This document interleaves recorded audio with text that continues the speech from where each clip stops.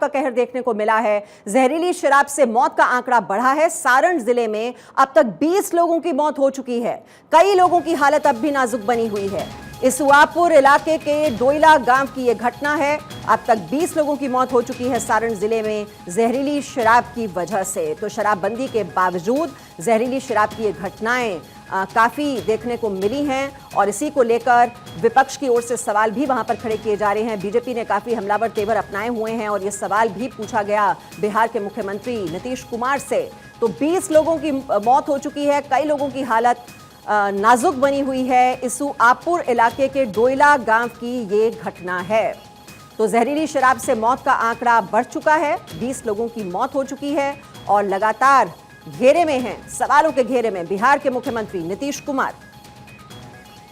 और जहरीली शराब पर विधानसभा में हंगामा भी हुआ। सदन में सीएम नीतीश कुमार को काफी गुस्सा भी आया जब बीजेपी ने सवाल खड़े किए कि शराबबंदी के बावजूद ये जहरीली शराब की घटनाएं आखिरकार बिहार में क्यों हो रही हैं। तो किस तरह से भड़क गए बिहार के मुख्यमंत्री नीतीश कुमार, देखिए जरा उनका अंदाज।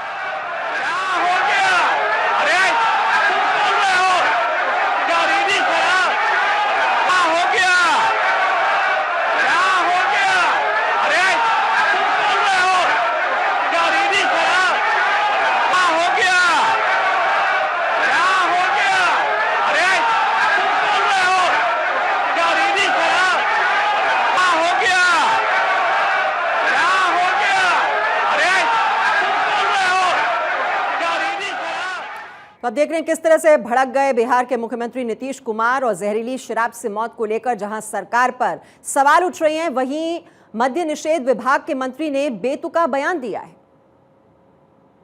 इस शराबबंदी में जब आवश्यकता पड़ी हम लोगों ने संशोधन किया है और दूसरी बात है कि हमने ये भी कहा कि जब कानून बनता है तो अंग्रेजों ने भी कानून ईजाद किया, आईपीसी सीआरपीसी, उसके बावजूद भी कानून तोड़ने वाले लोग हैं।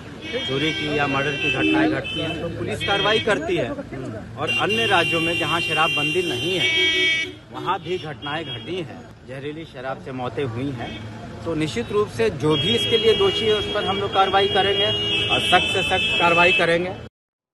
तो मंत्री जी की आपने बात सुनी और किस तरह से पल्ला झाड़ने की कोशिश की जा रही है कि और राज्यों में भी जहां शराबबंदी नहीं है वहां भी जहरीली शराब की वजह से इस तरह की घटनाएं होती हैं। तो ये मंत्री जी का जवाब आपने सुना और यही सवाल पूछा गया था बिहार के मुख्यमंत्री नीतीश कुमार से कि शराबबंदी जब है बिहार में तो वो ठीक ढंग से लागू आखिरकार क्यों नहीं हो पा रही है। शराब की तस्करी भी वहां पर हो रही है, जहरीली शराब पीने से लोगों की मौत भी हो रही है और इस तरह की घटना ये पहली दफा देखने को नहीं मिली है बिहार में। कई बार इस तरह की घटनाएं जहां पर जहरीली शराब पीने की वजह से लोगों की मौत हो चुकी है, पहले भी हो चुकी हैं और इसी वजह से ये सवाल पूछा गया और सदन में आप देख रहे हैं किस तरह से हंगामा हुआ जब यही सवाल सामने खड़ा किया गया था बिहार के मुख्यमंत्री नीतीश कुमार के सामने। और वो कह रहे हैं क्या हो गया और बुरी तरह से वो वहां पर भड़क गए।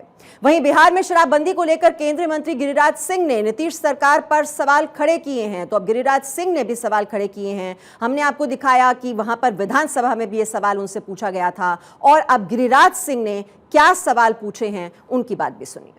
शराब नीतीश कुमार जी के कारण हर दिन मौत हो रही है, हर दिन शराब से मौत हो रही है। केवल शराब से मौत नहीं हो रही है, अपराध बढ़ रहे हैं और बिहार में शराब भगवान की तरह हो गया है कि भगवान हर जगह मौजूद हैं लेकिन दिखते नहीं। उसी तरह नीतीश कुमार जी का शराब दिखता नहीं लेकिन हर जगह मौजूद है। तो आप देख रहे हैं शराबबंदी पर सियासी संग्राम इस वक्त छिड़ा हुआ है बिहार में। अब आगे बढ़ते हैं। चीन के खिलाफ दिल्ली में प्रदर्शन हो रहा है। तवांग में झड़प को लेकर लोगों में काफी गुस्सा है। व्यापारियों ने चीनी सामान का बहिष्कार किया है। चीन के साथ व्यापार बंद करने की मांग की जा रही है। तवांग में भारतीय सैनिकों के साथ चीनी सैनिकों की झड़प के बाद पूरे देश में गुस्सा है, आक्रोश है।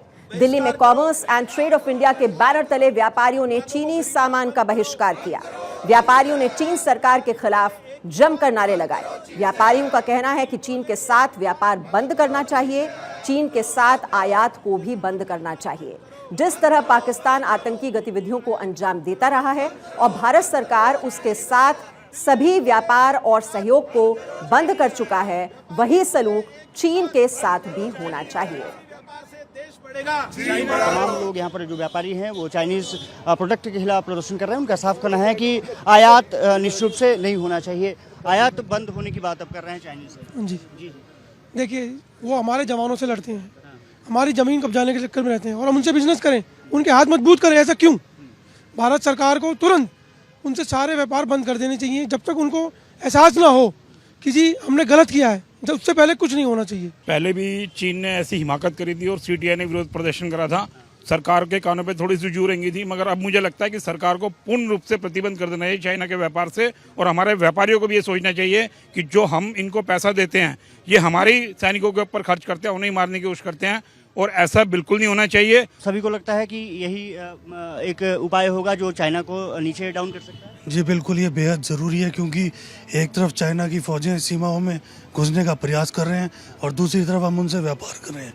तो मेरा ये निवेदन है कि तुरंत इसको बंद किया जाए और चाइना से हर तरीके का व्यापार रोक दिया जाए। साफ तौर पर है कि व्यापार चाहते हैं कि चीनी व्यापार बंद होना चाहिए भारत से।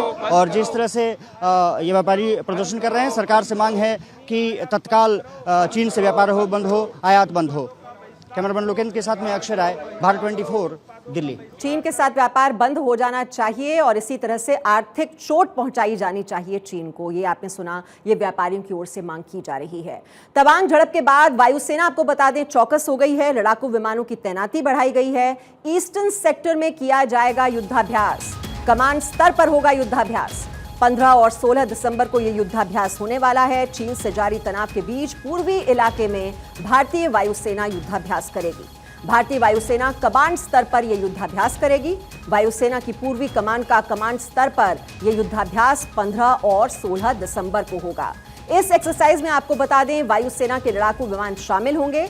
वहीं एलएसी पर झड़प के बाद एलएसी पर चीनी विमानों की सक्रियता दिखाई दे रही है।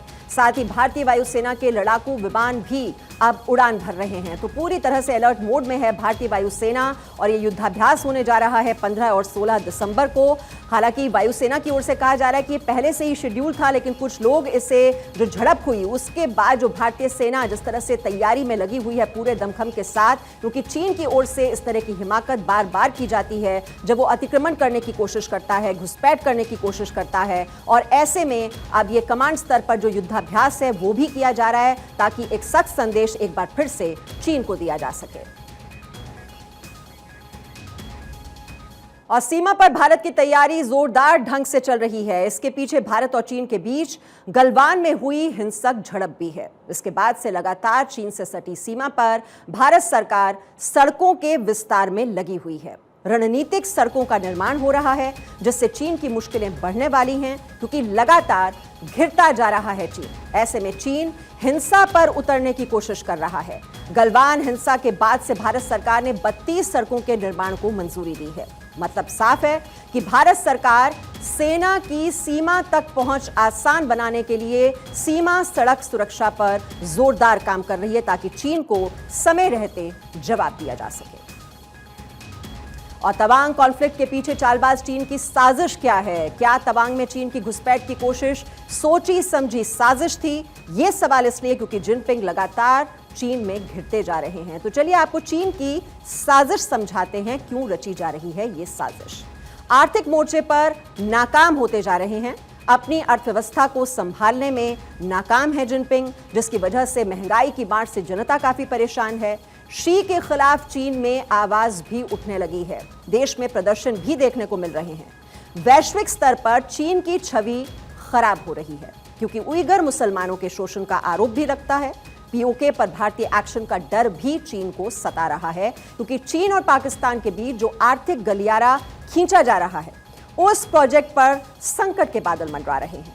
भारत की बढ़ती ताकत के वजह से भी चीन काफी परेशान है। सीमावर्ती क्षेत्रों में विकास से भी चीन काफी चिंतित है और मोदी की ग्लोबल लीडर की बनती छवि से वो काफी परेशान है, क्योंकि दुनिया के देश भारत की ताकत का लोहा मान रहे हैं। इससे चीन परेशान है। और अंत में देखिए, हाल ही में 2023 के लिए G20 की अध्यक्षता भारत को सौंपी गई है। इस मंच से भारत अपनी वैश्विक छवि को प्रमोट करने का काम करेगा और इस विजन से चीन बहुत ज्यादा बौखलाया हुआ है। और मुख्तार अंसारी की रिमांड आपको बता दें 10 दिन बढ़ी है। 23 दिसंबर तक ईडी की रिमांड पर मुख्तार अंसारी रहेंगे। मनी लॉन्ड्रिंग केस में मुख्तार अंसारी से पूछताछ। तो मुख्तार अंसारी की रिमांड 10 दिन बढ़ गई है। 23 दिसंबर तक ईडी की रिमांड पर रहेंगे Mukhtar Ansari. Money laundering case में मुख्तार अंसारी से ये पूछताछ।